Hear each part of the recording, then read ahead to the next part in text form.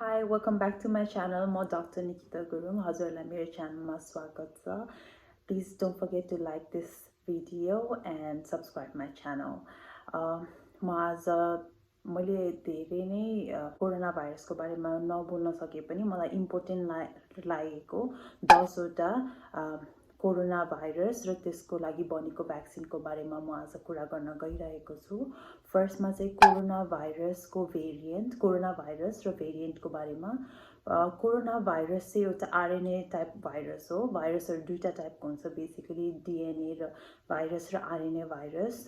DNA भाइरसमा चाहिँ हजुरको हर्पिजहरू, chicken पक्सहरू पर्छ भने आरएनए भाइरसमा चाहिँ जुन हजुरको इन्फ्लुएन्जा, फ्लू भाइरसहरू चाहिँ आरएनए भाइरसमा पर्छ. त्यसैमा पनि यो कोरोना पनि पर्छ. आरएनए भाइरस चाहिँ किन यस्तो डेन्जरस छ भने चाहिँ जब यो एउटा भाइरसबाट अर्को भाइरस डेभलप हुँदै जान्छ अझै धेरै, त्यतिखेर चाहिँ यिनीहरूले एउटा आरएनए पोलिमरेज भन्ने एन्जाइमबाट अझै धेरै रिप्रोड्युस हुँदै जान्छ एउटै टाइपको भाइरस. र जब रिप्रोड्युस हुन्छ एउटाबाट अर्को अलिकति फरक हुने र फरक भएमा आफूलाई ठिक गर्न नसक्ने जुन चाहिँ प्रुफ रिडिङ हुन्छ त्यो चाहिँ आफूलाई ठिक गर्न नसक्दाखेरि चाहिँ यो जुन म्युटेन्ट भाइरस हुन्छ, डिफ्रेन्ट टाइपको भाइरस हुन्छ, कहिले हानिकारक र कहिले नहानिकारक हुनसक्छ.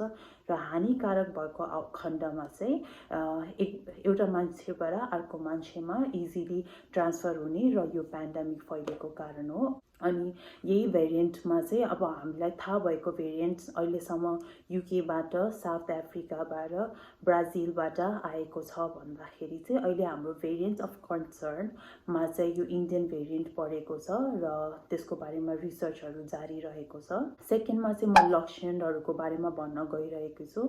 हजुरहरूले यो कोरोना भाइरस आएको त 1 वर्षभन्दा धेरै भइसक्यो र आई बिलिभ हजुरलाई मभन्दा पनि धेरै थाहा छ. त्यही पनि म फेरि याद दिलाउन चाहन्छु कि चाहिँ मेन सिम्पटम्स, लक्षणहरू चाहिँ ज्वरो आउने, खोकी लाग्ने, अनि त्यसपछि एकदम थकावट हुने, अनि कसैमा चाहिँ गन्ध र स्वाद नआउने, ढाड जोड्नेहरू दुख्ने, टाउको दुख्ने, सास फेर्न गाह्रो हुने, टियाउला जस्तो हुने, विकनेसहरू हुने जस्तो हुन्छ. र अहिले भ्याक्सिनेटेड मान्छेमा भाइरस उसले क्यारी गर्दाखेरि पनि असिम्टोमेटिक, यानि कि लक्षणै नदेखाउने पनि हुनसक्छ. यो त हामीले आज भाइरसको बारेमा कुरा गरिहाल्यौँ. अब म थर्डमा चाहिँ यसको भ्याक्सिनको बारेमा भन्न चाहन्छु र how effective is this vaccine. अनि भ्याक्सिन चाहिँ अहिलेसम्म जति पनि भेरिएन्ट थाहा भएको छ त्यसको लागि चाहिँ फुल्ली प्रोटेक्टेड राख्छ यो भ्याक्सिनले. अनि इन्डियन भेरिएन्टकोमा चाहिँ उनीहरूले रिसर्च गरिरहेको छ. As far as I know and as far as I have research कि यो इन्डियन भेरिएन्टसँग अलिकति मिल्ने भाइरसहरूसँगमा चाहिँ इफेक्टिभ भएको छ. So it should probably work on this Indian variant as well. And on top of that, if it doesn't, I believe they will definitely come up with a solution for this one as well. फोर्थमा चाहिँ यो vaccine कसले लगाउने र कसले नलगाउने. म इन्डिकेसनहरू चाहिँ 16 years and अबभले चाहिँ यो अहिलेसम्मको आएको भ्याक्सिन लगाउन सक्नुहुनेछ. सेकेन्डमा चाहिँ जो अलरेडी डायबेटिक हुनुहुन्छ, किडनी डिजिज, लिभर डिजिजहरू भएको मानिसहरूले चाहिँ, अनि वृद्ध मान्छेहरूलाई चाहिँ प्रिफरेन्स दिने र उहाँहरूले चाहिँ लगाउन भन्न चाहन्छु, किनकि हजुरहरूलाई कोरोना लागेमा धेरै सिकिस्त हुने चान्स हुन्छ. अनि थर्डमा चाहिँ इनकेस हजुरले फर्स्ट डोज लगाएपछि 2 to 3 daysमा या तुरुन्तै हजुरको लगाएको ठाउँमा दुखिने अनि अलिकति सुजन छ भने चाहिँ नर्मलै कन्सिडर गरेर त्यसलाई चाहिँ कोभिड आर्म पनि भन्ने गरिरहेछ आजकल. अनि हजुरको नेक्स्ट डोज लगाउँदासम्म पनि सुनि नै रहेको छ भने चाहिँ हजुर उहाँहरूलाई भन्ने, र राइट आर्ममा लगाएको छ भने चाहिँ सेकेन्ड डोज लेफ्ट आर्ममा लगाउँदाखेरि पनि केही पनि हुँदैन. र कन्ट्रा इन्डिकेटेड भन्नाले कसले यो भ्याक्सिन नलगाउने भन्नाले चाहिँ फर्स्ट डोज लगाएपछि सिकिस्त बिमार हुनु भएकोमा, हस्पिटल जानुपर्ने भएकोमा, सास फुल्लेको अवस्थामा, अनि तुरुन्त भ्याक्सिन लगाउने बित्तिकै हजुरको बडीभरि दाँतदुराहरू आएको खण्डमा, एकदम एलर्जिक रियाक्सन, चिलाउनेहरू भएको खण्डमा चाहिँ सेकेन्ड डोज नलगाउने. अनि हजुर कोरोना पोजिटिभ हुनुहुन्छ र क्वारेन्टिनकै स्ट्याटसमा हुनुहुन्छ भने त्यतिखेर चाहिँ हजुर भ्याक्सिन नलगाउने। अनि 5th चाहिँ अब हजुरले भ्याक्सिन लगाइसक्नु भयो अनि अब बाहिर जाँदाखेरि मान्छेको हुलमा जाँदाखेरि कतिको जान सक्नुहुन्छ भन्ने इनकेस हजुरको दिमागमा यो क्वेसन छ भने चाहिँ हजुर भ्याक्सिनेटेड हुनुहुन्छ भने त डेफिनेटली हजुर फुल्ली प्रोटेक्टेड हुनुहुन्छ, तर हजुर you might be a carrier, हजुरको बडीमा भाइरस भइरहेको हुनसक्छ। 6मा चाहिँ हजुरलाई कोरोना भइसक्यो अनि हजुरले सोचिराख्नु भएको छ भने म भ्याक्सिन लगाउने कि नलगाउने भन्दाखेरि चाहिँ हजुर डेफिनेटली हजुरले कोरोना भएपछि हजुरको बडीमा एन्टिबडी त बनिसक्यो, तर हजुरले नै कोरोना लागेको छ भने अब भ्याक्सिन लाउँदाखेरि केही पनि हुँदैन। यस्तो गर्दाखेरि नै even the results will be even best हुन्छ। म चाहिँ हजुरहरूलाई भ्याक्सिन लगाउन भन्न चाहन्छु।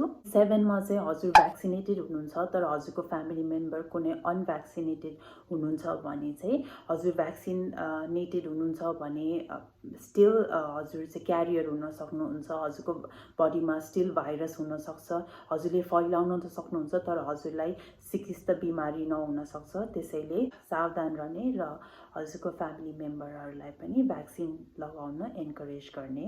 8मा चाहिँ सबैले सोचिरहेको होला सेकेन्ड डोज पछि अब फेरि बुस्टर डोज लगाउनु पर्छ कि पर्दैन भनेर, त्यस्तो पनि क्वेसनहरू आइरहेको छ। सो बुस्टर डोज चाहिँ अहिलेसम्म they are still working on it, लगाउनु पर्छ कि पर्दैन भनेर थाहा छैन। सो वान्स निस्केपछि चाहिँ अब 6 मन्थ पछि या 1 इयर 2 इयर जहिले हुन्छ तब फेरि बुस्टर डोज लगाउन सक्नुपर्ने हुनसक्छ। तर as far as I know अनि मैले जति आर्टिकलहरू पढेको हिसाबले चाहिँ सेकेन्ड डोज लगाएपछि you should consider yourself fully protected against the variants that has been discovered. अनि 9th चाहिँ नर्भस अबाउट भ्याक्सिन अनि साइड इफेक्ट्सहरू। म चाहिँ like I am still nervous about getting vaccinated. Thankfully मैले यो विक चाहिँ I have taken an appointment and I am gonna get vaccinate. म एकदम नर्भस भएर नै लिएको, तर मैले जति रिसर्च गरेँ now I am quite positive and I am confident about taking the vaccine. हजुर नर्भस हुनुहुन्छ भने नहुनु होला। अनि साइड इफेक्ट्सहरू चाहिँ हजुर अफकोर्स हजुर भ्याक्सिन लगाएपछि त हजुर अन्डर अब्जर्भेसनको लागि हुनुहुन्छ र इनकेस हजुरलाई इमिडिएट रियाक्सन भयो भने बडीमा ऱ्यासेसहरू आयो भने सास फेर्न गाह्रो भयो भने चाहिँ त्यहाँ डक्टरहरूले हजुरलाई तुरुन्तै टेक केयर गरिहाल्नुहुन्छ।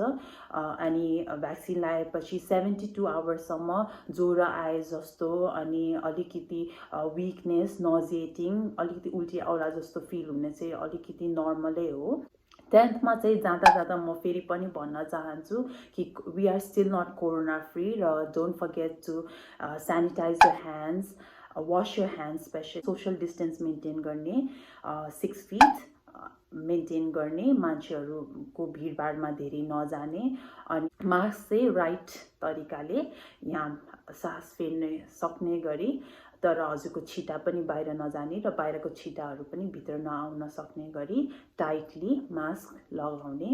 अब हजुर लकडाउनमा पर्नु भएको छ भने चाहिँ यो कोरोनाको टाइममा कोरोनाको न्युजहरू कम हेर्ने र हजुरहरूले आफ्नो कुनै सिप बढाउनु छ भने स्किल सिक्ने, घरमा बसेर कुनै बुक पढ्नु मन लागेको छ भने बुक पढ्ने, कुनै पहिल्यैदेखि मुभीहरू हेर्न मन लागेको छ भने फ्यामिलीसँग बसेर मुभीहरू हेर्ने, गेम्सहरू खेल्ने, कुनै नयाँ चिज सिक्ने, टाढा भएको परिवारहरूलाई फोन गर्ने।